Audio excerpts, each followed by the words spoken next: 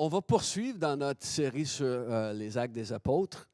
Et aujourd'hui, je veux remercier Ronald pour l'excellent message qu'il nous a apporté la semaine passée. J'espère qu'il n'y a personne qui a osé dire une petite menterie cette semaine suite au message. Mais cette semaine, nous allons regarder encore dans le chapitre 5, les succès de l'Évangile et l'opposition à l'Évangile. Ça se poursuit, ce pattern. Donc, on regarde dans Actes chapitre 5. Dans le fond, c'est une histoire qu'on va lire en plusieurs petits volets parce que ça se passe en plusieurs portions ici. Et on va commencer au verset 12. Les apôtres accomplissaient beaucoup de signes miraculeux et de prodiges parmi le peuple. Tous les croyants avaient l'habitude de se rassembler dans la cour du temple sous la galerie de Salomon. Personne d'autre n'osait se joindre à eux, mais le peuple tout entier les tenait en haute estime. Un nombre toujours croissant d'hommes et de femmes croyait au Seigneur et se joignait à eux. On allait jusqu'à porter les malades dans les rues où on les déposait sur des lits ou des civières pour qu'au passage de Pierre, son ombre, au moins, couvre l'un d'eux. Des villes voisines même, les gens accouraient en foule à Jérusalem pour amener des malades et des personnes tourmentées par de mauvais esprits. Et tous étaient guéris. Donc, dans ce passage, nous voyons encore que les apôtres se tenaient tous ensemble au portique de Salomon, cette partie du temple où il y avait les vendeurs, les échanges d'argent se faisaient là, mais c'était également l'endroit où tout le monde était les bienvenus. À l'époque, il y avait une section séparée pour les non-juifs, une section séparée pour les femmes, mais sous la portique de Salomon, ou dans ce qu'on appelle la colonnade, on a vu que c'était juste à côté de la porte belle. Voilà, les disciples se tenaient là. Et c'est cet endroit où les gens enseignaient aussi, alors que des enseignants des paroles bibliques se tenaient pour parler de leurs idées. Ça se faisait depuis longtemps, mais là, c'est les apôtres qui arrivent et eux enseignent avec autorité, comme Jésus le faisait. Et les gens venaient par petits groupes et les écoutaient, alors que les apôtres apportaient un enseignement. Et ils sont là chaque jour au temple. Ils enseignent chaque jour au temple, la Bible nous dit. Et ceci, malgré le fait qu'ils avaient été menacés par les autorités religieuses de ne plus jamais parler au nom de Jésus, n'est-ce pas? Et les voilà encore en train d'enseigner. C'est écrit que personne d'autre n'osait se joindre à eux. Personne d'autre. Mais tout de suite après, le verset après, c'est écrit qu'un nombre croissant d'hommes et de femmes croyaient et se joignaient à eux. Donc, personne n'osait se joindre à eux. Un nombre croissant se joignait à eux. La clé, il n'y a pas de contradiction. Il y a une clé. Il y a quelque chose qui nous montre la différence dans ces deux versets. Personne n'osait se joindre à eux. Mais un nombre croissant d'hommes et de femmes croyaient et se joignaient à eux. C'est lorsque des gens ont placé leur foi en Jésus-Christ, lorsqu'ils ont cru que Jésus, tu es le Sauveur, tu es mon Sauveur. Lorsqu'ils ont cru, ils se sont joints à la famille de Dieu, ils se sont joints aux disciples. Et avant, ils n'osaient pas se joindre aux disciples. Peut-être qu'il y avait la nouvelle là, que si tu comptes une petite menterie, là, tu vas disparaître. Mais c'est probable que la persécution que les disciples subissaient était une barrière pour plusieurs. Et Jésus, n'est-ce pas, il avait dit, si quelqu'un veut me suivre, qu'il soit prêt à prendre sa croix et me suivre. Encore une fois, les gens à l'époque, prendre sa croix voulait dire, je vais me faire crucifier. Donc, Jésus a suivi en disant, qui d'entre vous, qui est prêt à faire un projet de construction, à bâtir une tour, qui d'entre vous ne calculez pas avant s'il a assez de ressources pour le réussir? Donc, comptez le prix. Et des gens avaient compté le prix et avaient dit, non, je ne veux pas être avec les disciples. Là. Sauf quand le cœur est transformé, quand on est né de nouveau, quand on a la foi que Jésus est le Sauveur, là, on se joint.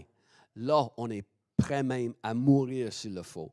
Donc, la Bible dit que de plus en plus, des gens étaient guéris, il y avait plusieurs signes miraculeux et que les gens même, ils apportaient des malades dans les rues de Jérusalem, dans les carrefours, pour que les disciples prient pour eux. Ils espéraient même que l'ombre de Pierre, imagine, puisse tomber sur les malades qui étaient placés.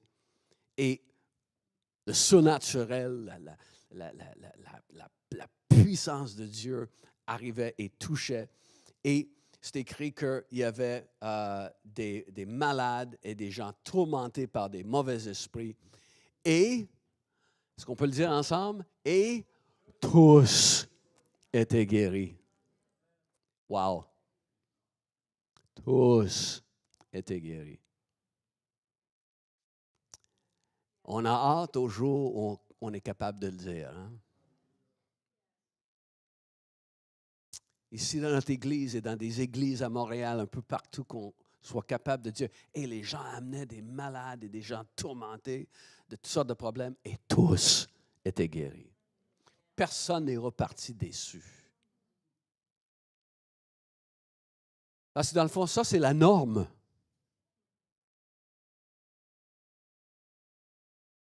Ça, c'est la norme. C'est ce qu'on doit viser. Je suis super content pour les moments où on a vu la puissance de Dieu agir et des gens touchés, des gens libérés. C'est merveilleux. C'est merveilleux. Tu sais, Nick qui jouait piano ici, là, me souviens là, de la journée. Nick souffrait d'une scoliose là, assez avancée.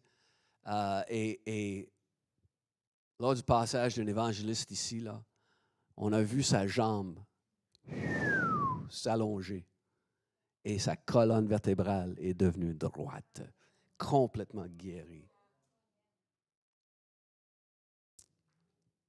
J'étais au Togo quelques années après et juste pendant la réunion, il y a le chauffeur de taxi qui nous avait amenés à la réunion, il était assis dans la première rangée et il nous attendait pour la fin de la réunion pour nous ramener là où on était logés. Et j'ai vu qu'il boitait. Donc, j'ai juste dit, c'est quoi le problème? Il dit, j'ai une jambe plus courte que l'autre. Donc, ici, il y a des moments là où juste la foi vient. C'est juste comme, boum, c'est là. Donc, j'ai appelé des gens autour pour dire, hey, qui veut voir un miracle? Et les gens disent. Donc, j'ai dit, Nick, s'asseoir dans la chaise et j'ai juste levé le pied du monsieur et j'ai dit, sois guéri. Et là, tout le monde a vu sa jambe s'allonger. Là, il pleurait à chaudes larmes parce qu'il ne se sentait pas digne de recevoir quelque chose de Dieu. Hein? Puis c'est souvent ça la clé. Dieu touche des gens, Dieu guérit les gens afin que les gens voient la bonté de Dieu et qu'ils comprennent que Dieu, comme on a chanté, il est pour nous, pas contre nous. Et ça ouvre des cœurs à recevoir le Seigneur. qu'on puisse prier pour la norme au niveau de la guérison, pour la norme au niveau de libération, parce que des gens qui étaient tourmentés par des esprits étaient libérés. Ce n'est pas pour vous, mais je trouve qu'il y a trop de gens tourmentés dans leurs pensées, tourmentés dans leurs émotions, tourmentés. On vit une génération de jeunes qui sont souvent tourmentés. Il y a une étude qui a été réalisée aux États-Unis et publiée la semaine passée qu'un ado sur 2 a peur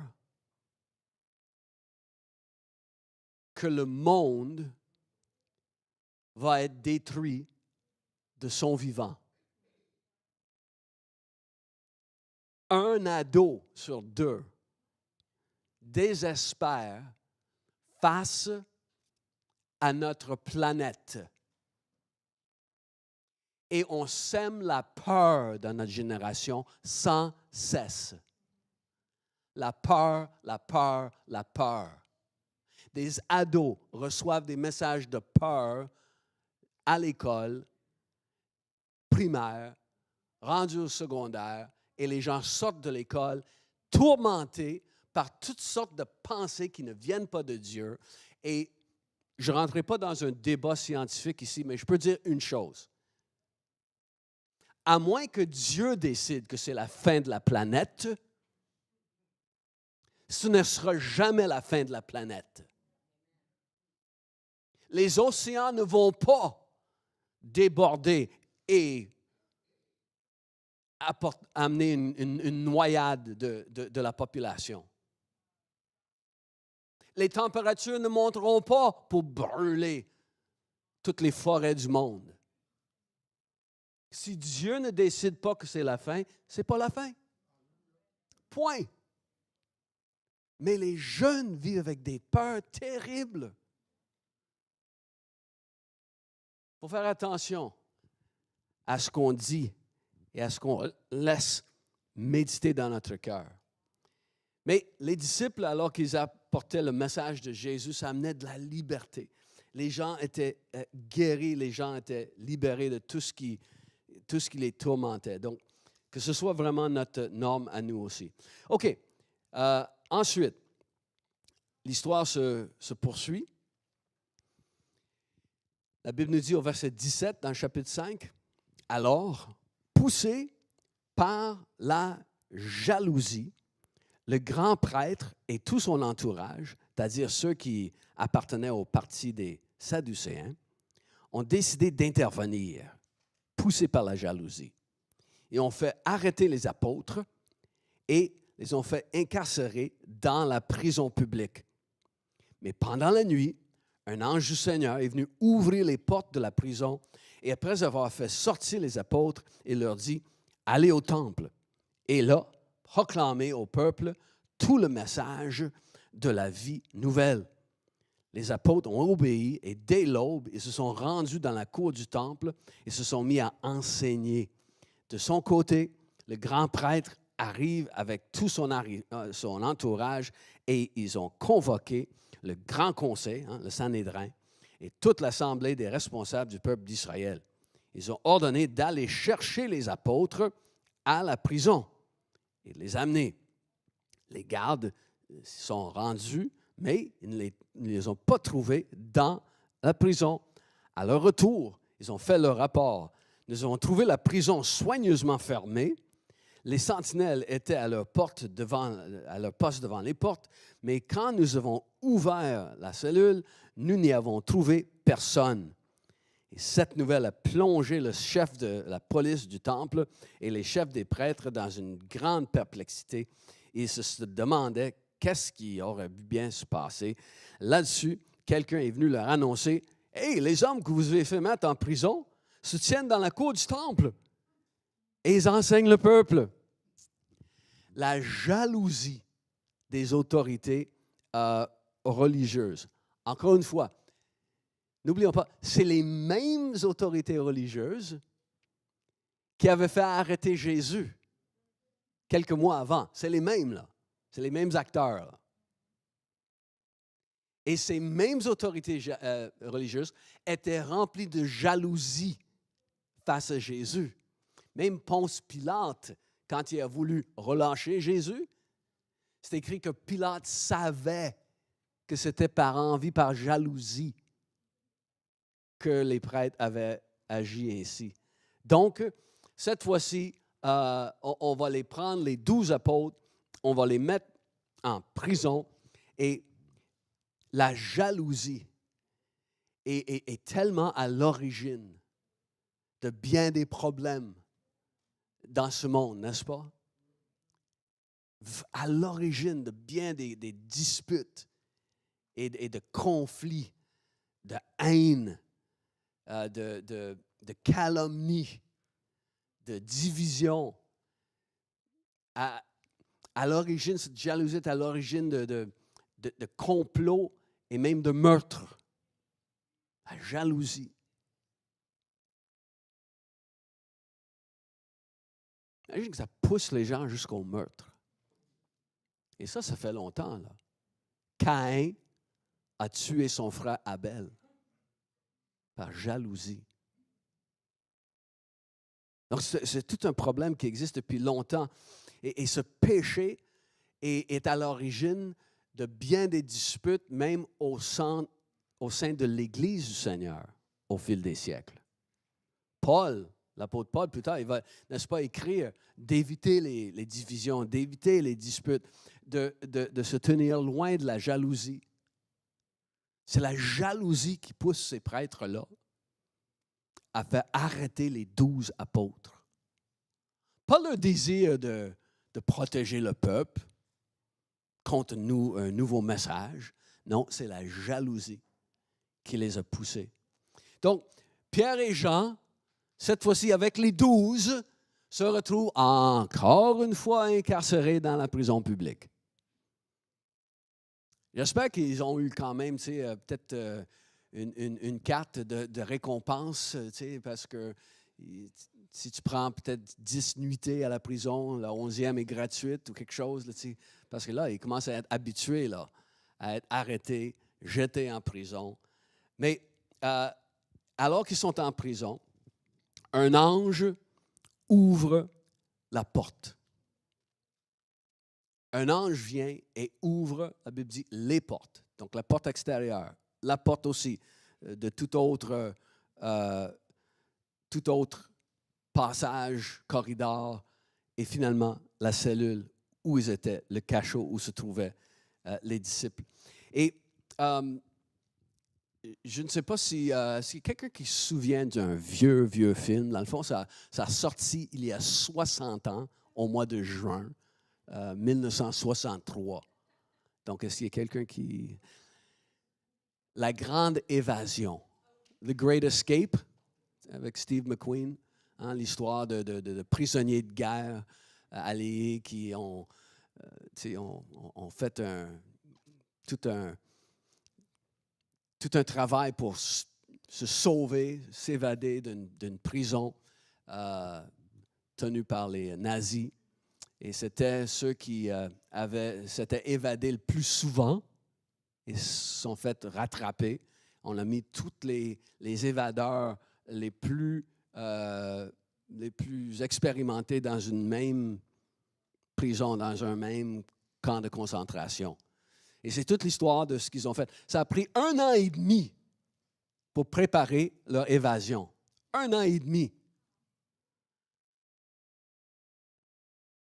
Et les 12 en prison, un ange vient, ouvre la porte. OK, sortez. Tout est plus facile quand c'est le royaume de Dieu. Hein?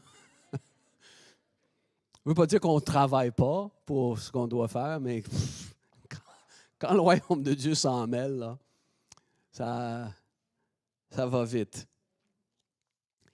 Et durant la nuit, cet ange ouvre la porte et il a un message pour eux.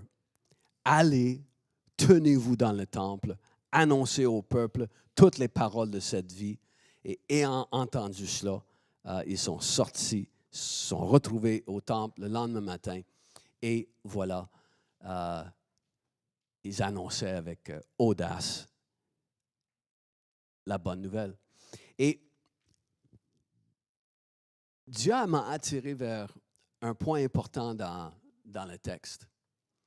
C'est un ange est venu ouvrir les portes.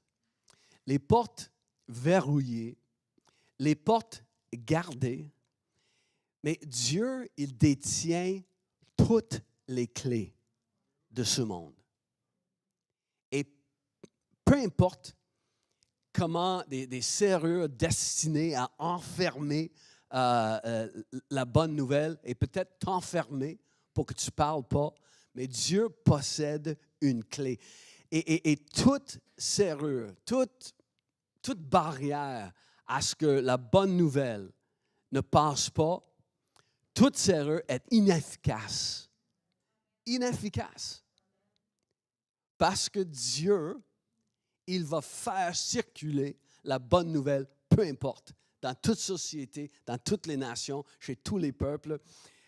Il y a une autre référence aux années 60. Est-ce que vous vous souvenez de Get Smart?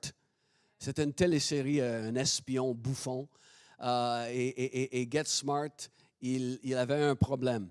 Il paranoïa pour bien des affaires. Et une chose, là, c'est qu'il avait tout le temps peur que quelqu'un entre par chez lui. Donc, sur cette photo-là, mais il y en a d'autres où tu vois, il a comme 20 serrures sur sa porte. Et la blague pendant l'émission, c'est que quelqu'un arrivait, cognait à la porte, puis la porte s'ouvrait tout seul. Puis il était découragé là, que toutes ces portes, il n'y avait rien qui fonctionnait. Mais c'est un peu comme ça pour le diable. Parce que non seulement Dieu, il détient toutes les clés possibles. Dans le fond, Dieu, il a un passe-partout. Et peu importe si tu as l'impression d'être enfermé par l'ennemi, la bonne nouvelle, c'est que les verrous les plus robustes au monde sont inefficaces contre la volonté de Dieu pour ta vie.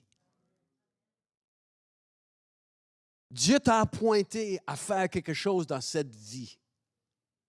Et quand c'est lui qui appointe quelque chose, il n'y a rien, il n'y a aucune porte, il n'y a aucune serrure qui va t'empêcher de le faire. Donc, ils sont libérés par Dieu. Libérés. Les 12 sortent de la prison. Ils sont libérés par Dieu. Mais pas pour aller se cacher, là. Pas pour aller trouver un endroit sécuritaire. Ils sont libérés afin de remplir ce mandat que Dieu leur avait donné, d'annoncer la bonne nouvelle. C'est pour ça qu'ils sont libérés. C'est pour ça que Dieu nous libère.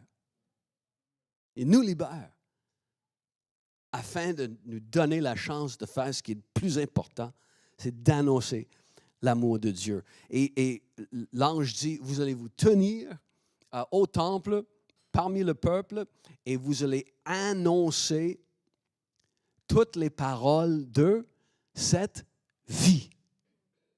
Toutes les paroles de cette vie. Parce que c'est la vie en Jésus-Christ. C'est la vie éternelle. C'est la vie abondante. C'est la vie dans la grâce et le pardon. C'est la vie généreuse. C'est la vie qui est sans fin. C'est une vie abondante, Jésus a dit. Il est venu nous donner une vie abondante. Donc, qu'est-ce que tu fais dans la vie? Est-ce que tu marches dans la vie, puis ou est-ce que tu vis la vie abondante que Jésus est venu te donner? Donc, annoncer toutes les paroles de cette vie joyeuse qui est en Jésus. Et ils ont entendu le message de l'ange, ils sont partis, et le lendemain matin, c'est les prêtres et tous les principaux de la ville qui se réunissent. Et si on regarde encore le temple, vous voyez ici au milieu, j'ai marqué cette fois-ci, où serait l'entrée des prêtres. Donc, les gens, normalement, entraient par la portique, en dessous de la portique de Salomon, soit par les portes au sud ou par la belle porte, la porte belle. Vous voyez l'actuel mur des Lamentations, c'est l'endroit, le seul endroit du temple qui existe aujourd'hui. C'est là que vous voyez les Juifs, n'est-ce pas, se mettre devant le mur et prier et mettre leur prière dans la fente des briques ou des pierres. Et à côté, c'est là où les prêtres avaient accès au temple pour vaquer à leurs fonctions quotidiennes. Et vous voyez, ici, c'est l'endroit où on croyait que le bâtiment où le Sanhédrin se rencontrait se trouvait. Donc, tôt le matin, les disciples sont déjà dans l'enceinte du temple, sous la colonnade de Salomon, sont en train d'annoncer et d'enseigner. Le Sanhédrin se rencontre dans un bâtiment pas loin pour décider, hey, qu'est-ce qu'on va faire avec ces gars-là? On les a arrêtés encore hier, puis on leur avait défendu de ne pas dire un mot au nom de ce Jésus. Et alors qu'ils sont là, ils envoient la sécurité, ils envoient des agents à la prison qui se trouvait à l'extérieur de la ville. Ils envoient des gens de la sécurité qui arrivent au temple, qui arrivent à la prison pour escorter les 12 au bâtiment où le Sanhédrin était assemblé. Et donc, on donne l'ordre aux soldats devant la prison d'ouvrir la porte. Et là, on va entrer dans la prison et on descend les corridors et on approche de la cellule où se trouvent les 12 apôtres et c'est peut-être la lumière vacillante des flambeaux à la lueur. Et je ne vois personne, là. Voyons donc. Hein. Et bon, on ouvre la porte de la cellule. Il n'y a personne. Mais voyons donc. 12 Houdini qui ont disparu durant la nuit. Mais voyons donc, la porte est verrouillée. Donc, ils retournent voir les soldats, les gardes devant. Là, et il y a eu une conversation assez corsée, je pense. Hein? Et là, ils vont retourner au Sanhédrin et expliquer que, hey, il n'y a personne là.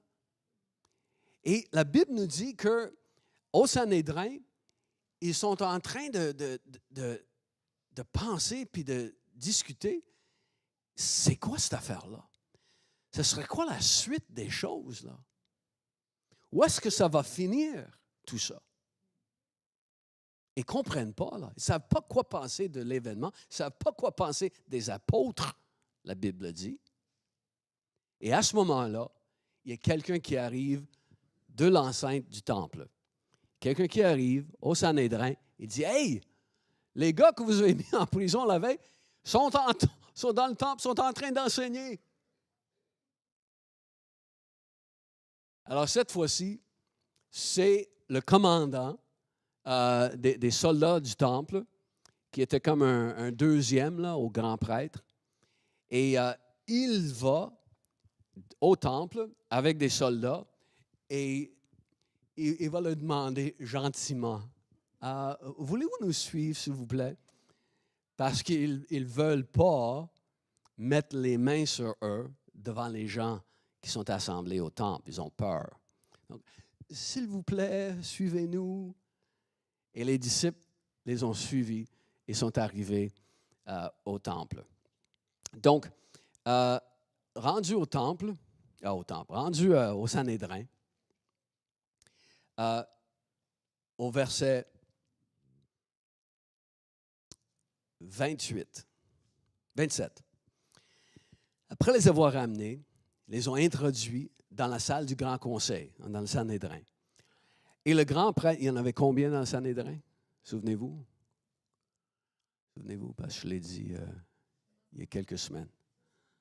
71. Close!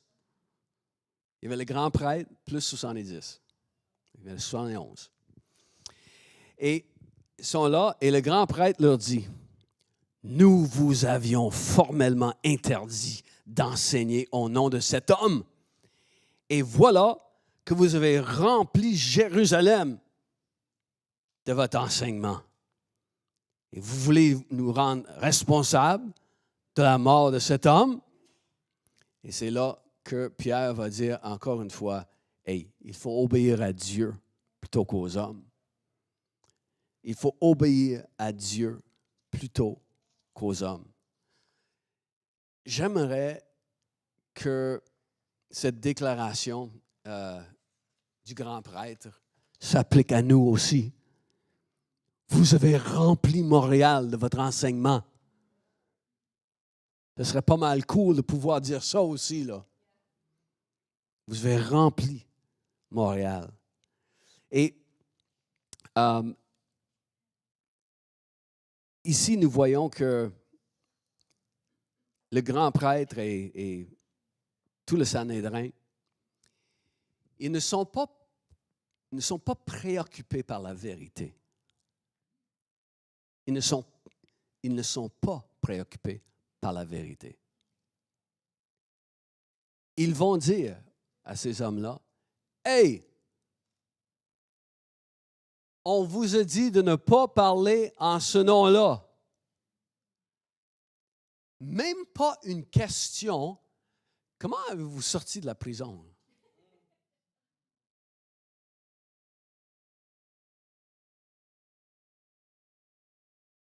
Puis tous les miracles qui se faisaient, au point où l'ombrage de Pierre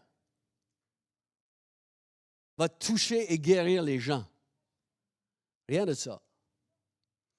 Parce qu'ils ne sont pas préoccupés par la vérité, ils sont préoccupés par la conformité.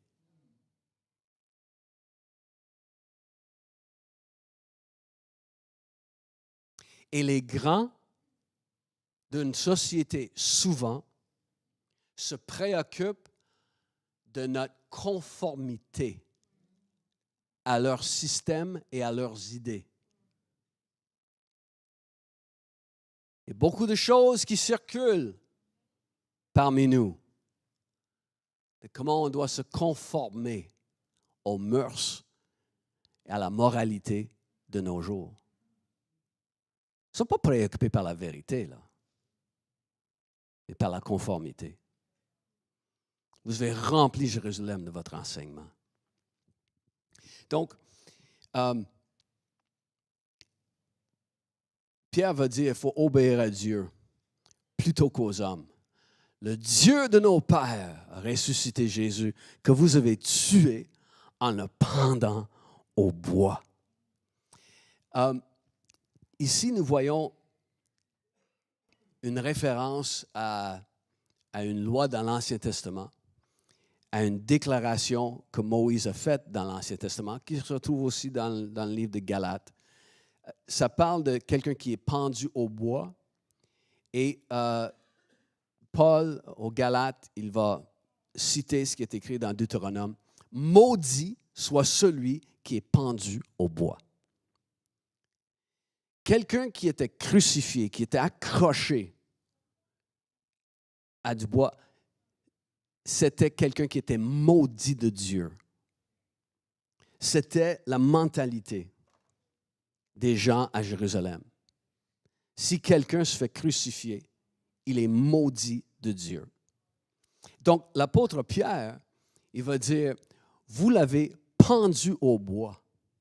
Autrement dit, vous avez infligé l'ultime disgrâce à Jésus de Nazareth. Mais Dieu le Père lui a conféré l'ultime honneur. Il l'a élevé pour qu'il règne pour toujours. Et c'était sa prédication devant le Sanhédrin. Parce que Dieu l'a élevé pour qu'il possède ce nom qui est au-dessus de tout nom.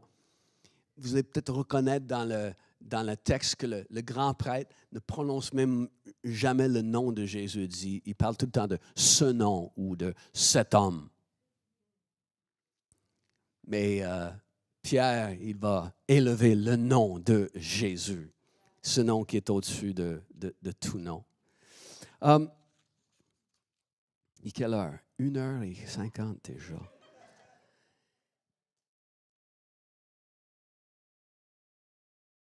Donc, on arrive là. Il parle de 3 cadeaux qui viennent de Dieu.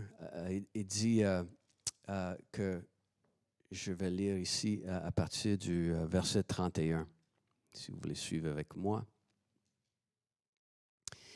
C'est lui que Dieu a élevé pour siéger à la droite comme chef suprême et sauveur, pour accorder à Israël. Là, il va parler de 3 cadeaux qu'il va donner, parce que Dieu donne, il accorde à Israël la grâce de changer, la grâce de recevoir le pardon de ses péchés. Et nous sommes les témoins de ces événements avec le Saint-Esprit que Dieu a donné à ceux qui lui obéissent. Et encore une fois, ces paroles n'ont fait qu'exaspérer les membres du Grand Conseil. Ils voulaient faire mourir les apôtres. 3 cadeaux de Dieu. Pierre, la repentance, de pouvoir changer comment on pense et comment on agit. C'est un cadeau de Dieu.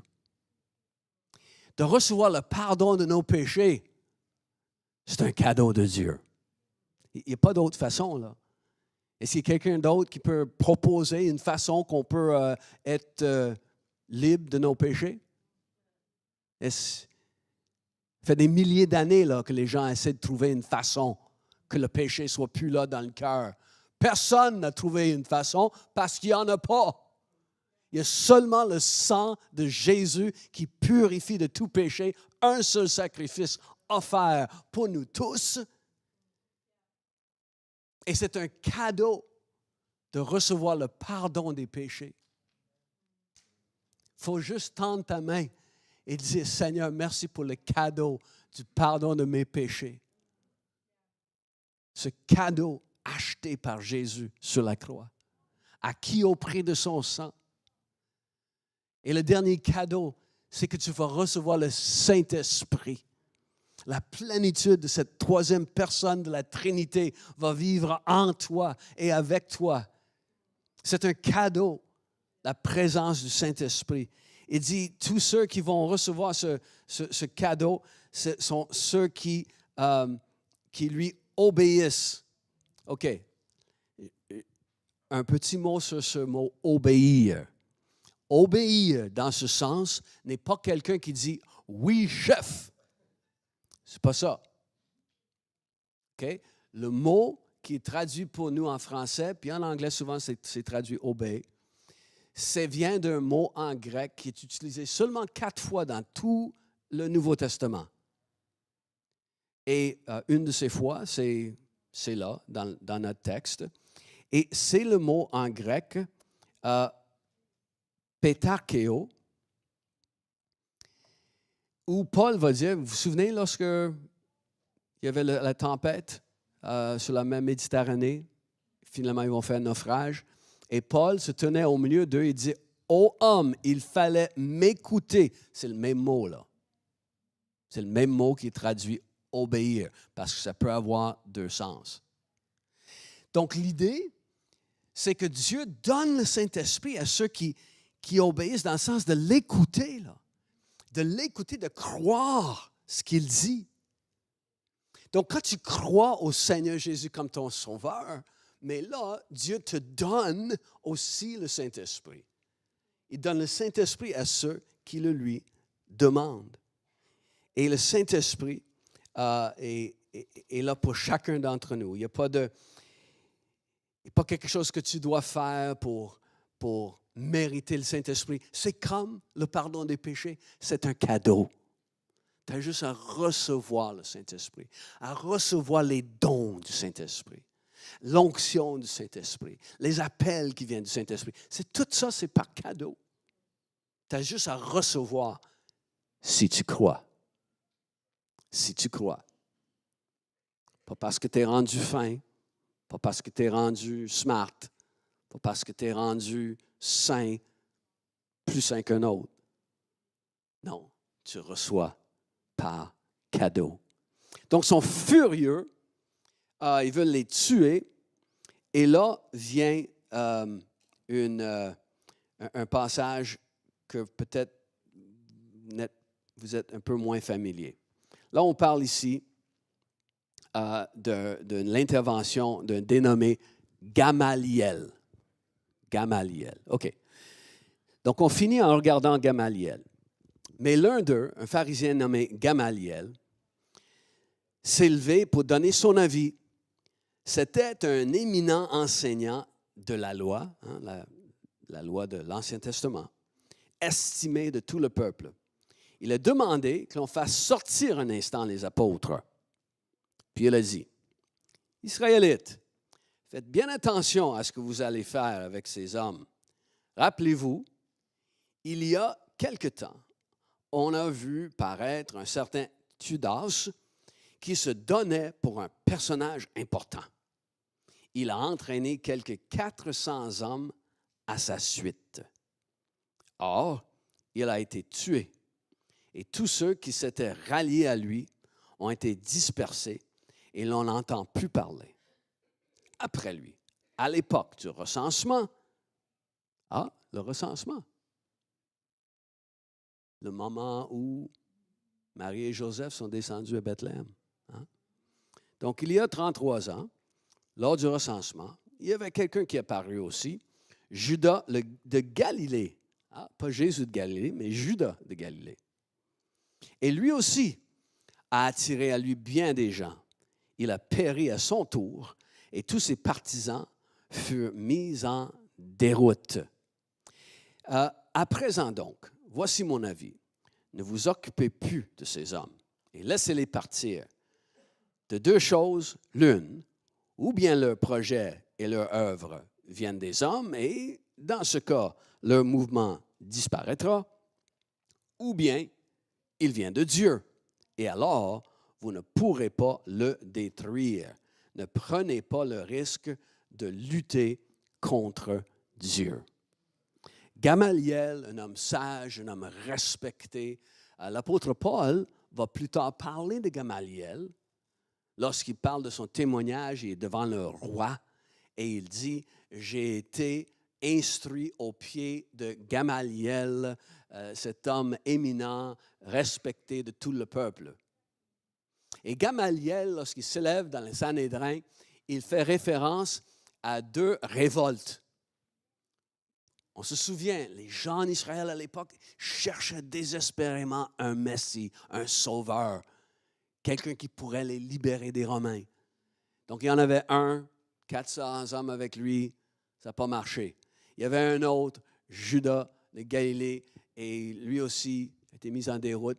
Et ces fidèles sont devenus un parti politique et des activistes, si on veut, là. Ça s'appelle les Zélotes. Les Zélotes. Et un des apôtres faisait partie des Zélotes. On se souvient? Simon le Zélote. Donc, ceux qui avaient suivi cet homme-là, on va former un parti d'activisme, peut-être même des terroristes. Mais Gamaliel dit, regarde, des choses comme ça arrivent. Si ça vient de Dieu, là, on risque de combattre contre lui, là. Si ça vient des hommes, ça va disparaître, là. Le climat n'est pas favorable à ce que quelque chose comme ça arrive. Donc, ça va juste disparaître comme toutes les autres affaires. Laissez-les aller. Mais si ça vient de Dieu, par exemple. Il a parlé de comment les efforts de ces gens-là ont été réduits à rien. Mais les efforts de l'Évangile ne sont jamais réduits à rien. En Iran, actuellement, en Iran, là, Iran, on dit qu'il y a au moins 1,5 million de personnes qui sont venues à Jésus dans les 20 dernières années. Ceux qui travaillent à l'intérieur de l'Iran, les leaders de l'Église, prétendent que c'est plutôt vers 10 millions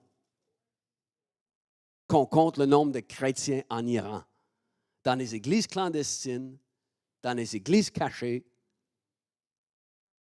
Comment tu veux arrêter l'Évangile? Tu ne réduiras jamais l'Évangile à rien, peu importe les barrières et les verrous, encore une fois, qu'on essaie de mettre.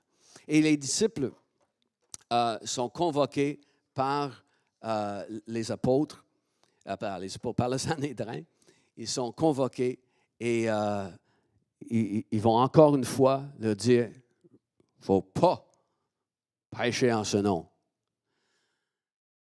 Et ils les ont fait battre de verge. Juste ça. Juste ça. 39 coups de fouet. Flagellés. Les 12 apôtres. C'était juste ça, la punition. Et qu'est-ce qu'ils ont fait? Les apôtres se sont retirés de devant le Sanhédrin, joyeux d'avoir été jugés dignes de subir les outrages pour le nom de Jésus. Au Québec, l'intimidation est plus subtile, mais l'intimidation est réelle. Tu as juste à être en conversation avec quelqu'un, une soirée sociale, puis tu introduis le nom de Jésus, tu vas voir l'hostilité.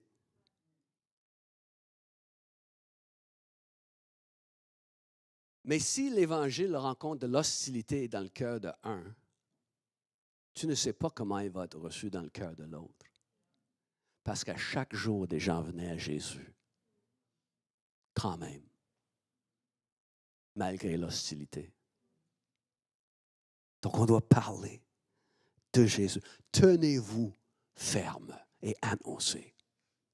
Tenez-vous ferme. Et la Bible dit, le dernier verset, et chaque jour, dans le temple et dans les maisons, il ne cessait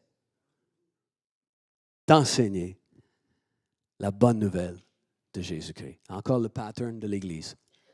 Gros rassemblement au temple, petit rassemblement dans les maisons, et l'Évangile continuait à être prêché. Chaque jour, il ne cessait de prêcher la bonne nouvelle au sujet de Jésus, le Sauveur, le Rédempteur, celui qui vient, celui qui règne pour toujours, celui qui te libère, celui qui te pardonne. Il parlait de Jésus, le chemin, la vérité et la vie. C'est quoi l'opposé du chemin, la vérité et la vie? Mais c'est l'égarement, le mensonge et la mort. Hein? Donc, il faut faire le bon choix, là.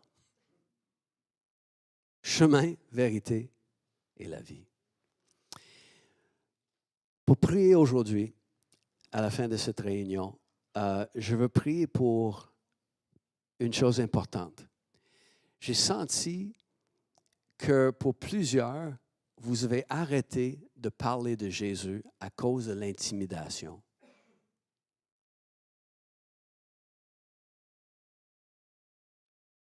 Satan, c'est un bully. Il veut t'intimider. Et il pense que s'il le dit assez souvent, puis s'il le dit avec assez de force, qu'il va t'arrêter.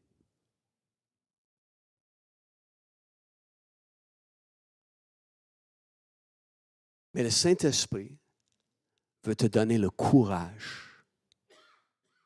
Parce qu'ici, on voit que les disciples sont inébranlables, imperturbables, sont intrépides, sont remplis de ce courage.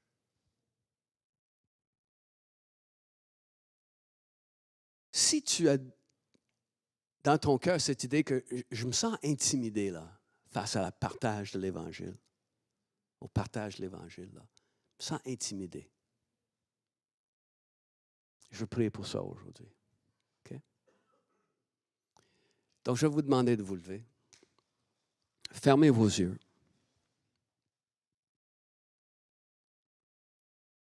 Et là, juste avant que je prie,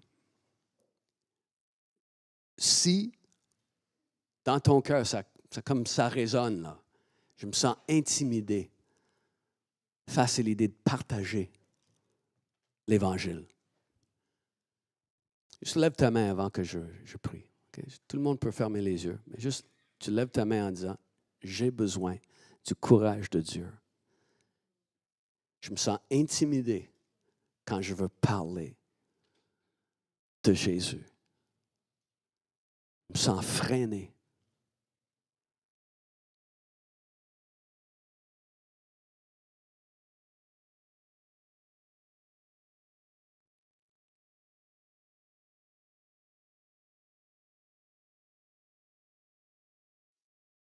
Seigneur, comme les disciples ont prié quelques semaines avant cet épisode-là, ils ont dit, Seigneur, vois les menaces dans la société et donne à tes serviteurs d'annoncer avec audace. Donc, Seigneur, tu vois les choses auxquelles on fait face. Tu vois les intimidations, les menaces dans la société. Et tu vois comment Satan veut nous tourmenter par la crainte et la peur pour qu'on ne parle pas de cette vie en Jésus. Donc, Seigneur, je prie pour tous ceux aujourd'hui qui ont ce sentiment d'être intimidés. Seigneur, je prie que tu viennes maintenant. Saint-Esprit, viens. Souffle. Souffle, Seigneur, cette audace dans la vie de chacun. Audace. Je prie pour de l'audace. Je prie pour de la sagesse. Et je prie pour des occasions. Seigneur, que l'hostilité ne nous fait pas taire, qu'on cherche tout le temps les occasions pour semer la vérité et annoncer qui tu es, Jésus. Donc, Seigneur, souffle. Tous ceux qui ont levé une main, souffle. Souffle, Jésus. Ton Saint-Esprit.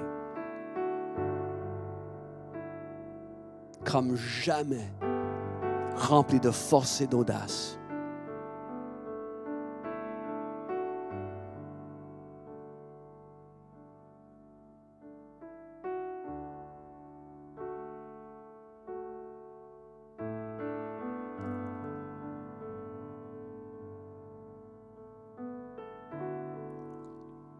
Et maintenant, je prie pour tous ceux et celles qui ont le sentiment d'être enfermés, d'être confinés, d'être emprisonnés. Seigneur, je prie maintenant que tu poses un geste surnaturel pour libérer chaque cœur. Parce qu'il n'y a rien que le Satan peut faire pour nous empêcher de compléter ta volonté, Seigneur. Donc, je prie que ta volonté se fasse. Et dans la vie de quelqu'un qui se sent emprisonné, peut-être Satan s'est arrangé pour confiner quelqu'un. Mais tu détiens les clés, Seigneur. Tu détiens les clés pour notre avenir. Tu as le passe-partout pour qu'on marche librement dans cette vie, pour accomplir notre destinée, accomplir ta volonté. Donc, Seigneur, je prie pour une action souveraine et surnaturelle, que les portes des prisons s'ouvrent aujourd'hui. Que ton fils, que ta fille sorte en liberté pour accomplir ce que tu as placé dans leur vie.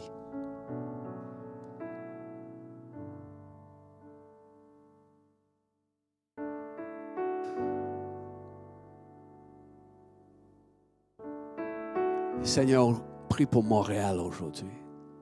On prie pour notre province.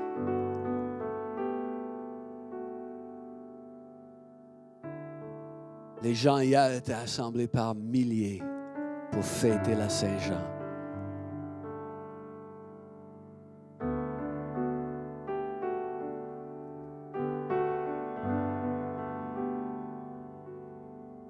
moins nombreux pour te fêter aujourd'hui, Seigneur.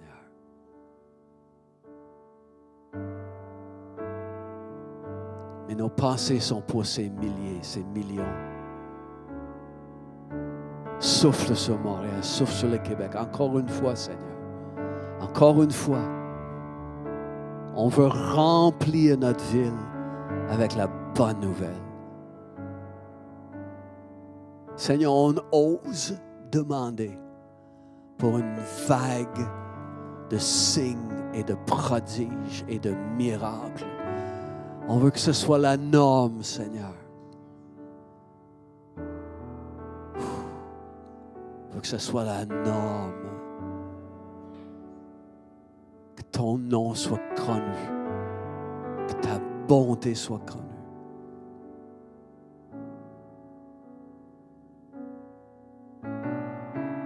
Pour la gloire de ton nom, Jésus, nous prions. Amen. Amen. Wow.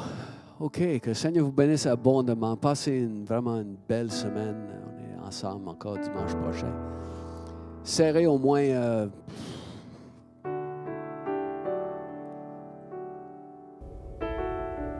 Merci d'avoir été avec nous ce matin. Si vous avez des questions sur ce que vous avez entendu aujourd'hui ou simplement vous aimeriez en savoir plus sur la foi chrétienne en général ou encore sur qui on est en tant qu'Église, n'hésitez pas à nous envoyer un courriel à montréal@commercial-catchdefer.com. Vous pouvez aussi nous joindre au travers de la page Facebook en nous envoyant un message privé. Si vous avez aimé le contenu de la réunion d'aujourd'hui, vous pouvez nous suivre de semaine en semaine pour rien manquer de nos réunions. Vous pouvez le faire en vous abonnant à notre chaîne YouTube ou en nous